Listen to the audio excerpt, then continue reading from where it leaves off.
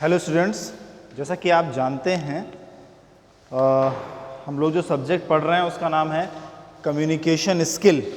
ठीक है, communication skill में अभी तक मैंने आपको कई सारी चीज़ें बताई हैं, जिसमें कंजंक्शन है, प्रीपोजिशन है। ठीक है, मैंने आपको लास्ट क्लास में करेस्पॉन्डेंस के बारे में भी चीज़ें बताई। ठीक, अब आज मैं जो आपको टॉपिक समझाना चाहता हूँ, जो आपका यूनिट 1 का हिस्सा है, ठीक है, जिसका नाम है फ्रेमिंग क्वेश्चन। मैंने आपको बताया था कि सब शुरुआत कर रहा था, 4 चीजें हैं जो आपको पहले यूनिट में पढ़नी है।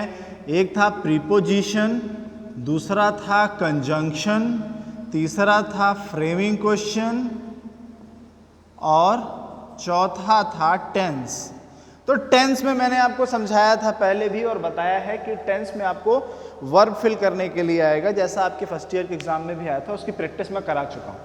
आप फर्स्ट ईयर के स्टूडेंट हैं, अगर आपने रेगुलर क्लास किया है तो आपके फर्स्ट ईयर के नोट्स भी होंगे, और टेंस अगर आपको याद है और आता है तो बहुत हेडेक लेने की जरूरत नहीं है टेंस के बारे में। हाँ, प्रैक्टिस करेंगे हम लोग। जो ये फ्रेमिंग क्वेश्चन वाला सेक्शन है, इसको मैं आपको थोड़ा समझा दे रहा हूँ, पता है आपको, बट थोड़ा समझाना जरूरी है। अच्छा, इसको किसको किसको पढ़ना है? Civil, electrical, mechanical, 4th semester को। ठीक है, तो हम लोग देखते हैं फ्रेमिंग क्वेश्चन क्या होता है। फ्रेमिंग क्वेश्चन का मतलब हो गया क्वेश्चन का निर्माण। कोई एक क्वेश्चन किस तरह से बनता है। जैसे अगर आपको एग्जाम में क्या आएगा, लिखा होगा ही इज राम। सिंपल ले रहे हैं, सिंपलेस्ट ले रहे हैं। ठीक, ही इज राम। अब इसको आपको इंट्रोगेटिव बनाना है। ठीक है, इसको इंट्रोगेटिव बनाना है। फ्रेमिंग क्वेश्चन के सेक्शन में क्वेश्चन आया he is Ram, make it a interrogative sentence. तो ही इज राम मतलब वह राम है। ठीक है ना, तो इसको आप कैसे बनाओगे? हिंदी सोचो, वह राम है। अगर किसी से पूछा जा रहा है तो जाहिर सी बात है इसके पहले क्वेश्चन क्या किया गया होगा? Who is he. समझ में आया? हु इज ही, ये है आपका क्वेश्चन और इसका आंसर है ही इज राम, वह राम है। ठीक, इसी जो प्रक्रिया है कि एक सेंटेंस को हम क्वेश्चन में कैसे कन्वर्ट करते हैं, उसी को हम क्या बोलते हैं? Framing question. ठीक है, समझ में आया? यही है और कुछ नहीं। ठीक, अब क्वेश्चन फ्रेम करने के लिए मुख्यतः मेनली सिर्फ और सिर्फ 3 तरीके हैं। आपने पूरा टेंस पढ़ रखा है, आपको पता है कि इंट्रोगेटिव सेंटेंस क्या होता है। या तो वो इंट्रोगेटिव सेंटेंस क्वेश्चन वर्ड से शुरू होता है, ठीक, या फिर वो इंट्रोगेटिव सेंटेंस ऑक्सिलरी या फिर हेल्पिंग वर्ब से शुरू होता है। ठीक, या फिर both question word plus auxiliary verb दोनों आते हैं। इसके अलावा एक चीज और होती है जिसे हम बोलते हैं क्वेश्चन टैग। ठीक है, यही 3-4 तरीके हैं किसी सेंटेंस, जो नॉर्मल अफर्मेटिव सेंटेंस लिखा है उसको क्वेश्चन में कन्वर्ट करने के। अच्छा, कैसे होता है? एक तरीका हमने देखा,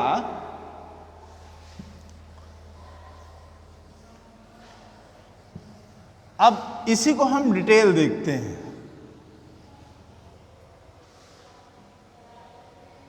जैसे एक सेंटेंस लिख रहे हैं,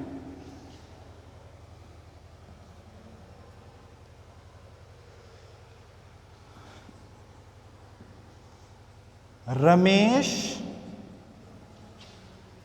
bought this house.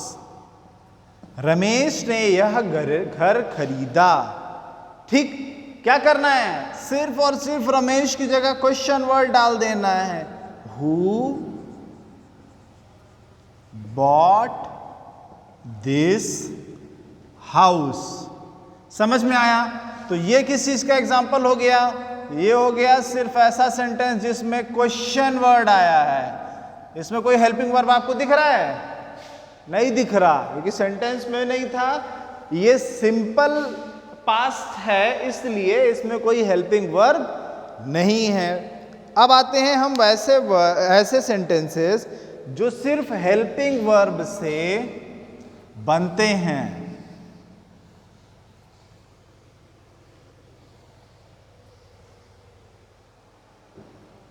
जैसे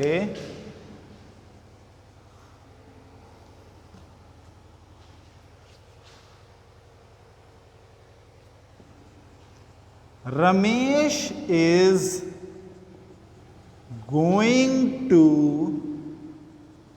स्कूल. ठीक, इसको बनाने के लिए क्या करेंगे?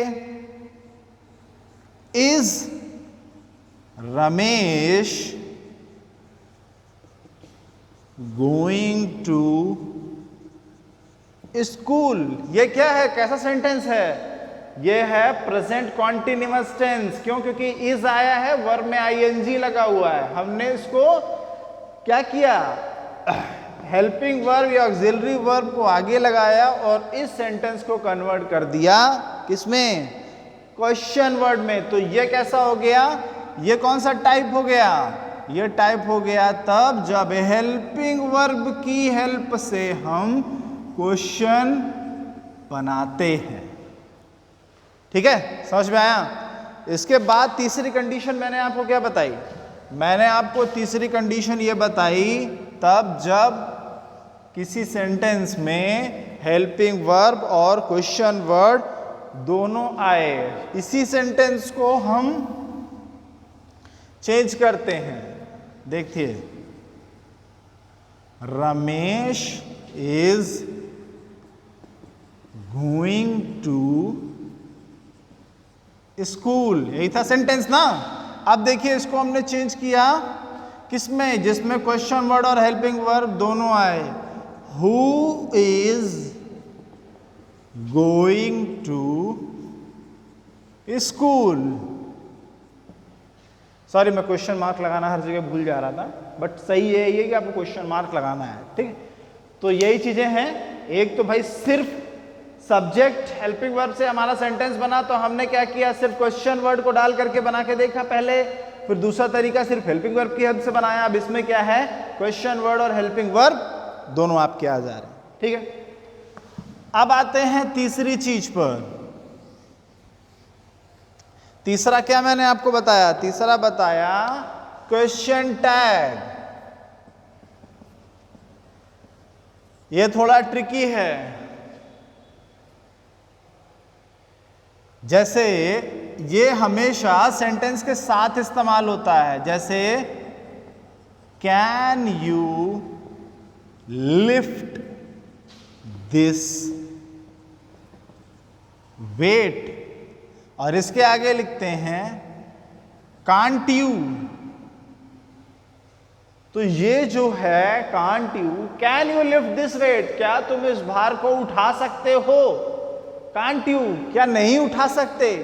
तो कहने का मतलब जब एक सेंटेंस के बाद तुरंत बाद फुल स्टॉप नहीं, कॉमा लगा करके यहां पर हम नॉट की सहायता से, ठीक है, उसी सेंटेंस पहले वाले सेंटेंस की हेल्पिंग वर्ब की मदद ले करके एक क्वेश्चन रेज करते हैं, तो इसको क्या बोलते हैं? क्वेश्चन टैग बोलते हैं. ठीक है, जैसे now I can hold my head with dignity. Can't I, अब मैं अपना सर गर्व से उठा सकता हूं. कांट आई, क्या नहीं उठा सकता। तरीका क्या है, तरीका ये है कि जो यहां हेल्पिंग वर्ब आया है, ठीक, उसी को निगेटिव फॉर्म में, कांट का मतलब होता है, इसका मतलब है कैन नॉट, लेकिन जब क्वेश्चन टैग होता है तो इन्वर्टेड कॉमा करके ही, आपने बुकों में लिखा हुआ देखा होगा, ठीक है। बहरहाल बहुत उम्मीद है कि क्वेश्चन टैग से क्वेश्चन एक आध ही आएंगे, ज्यादातर क्वेश्चन आपको क्वेश्चन वर्ड और हेल्पिंग वर्ब वाले होंगे, ठीक है। जैसा मैंने और सारी चीजों के लिए बताया है, प्रैक्टिस करनी है, ये किसमें कुछ बताने लायक था तो मैंने ये भी आपको बता दिया। बाकी फिर मिलते हैं नेक्स्ट क्लास में कुछ प्रैक्टिस क्वेश्चन के साथ।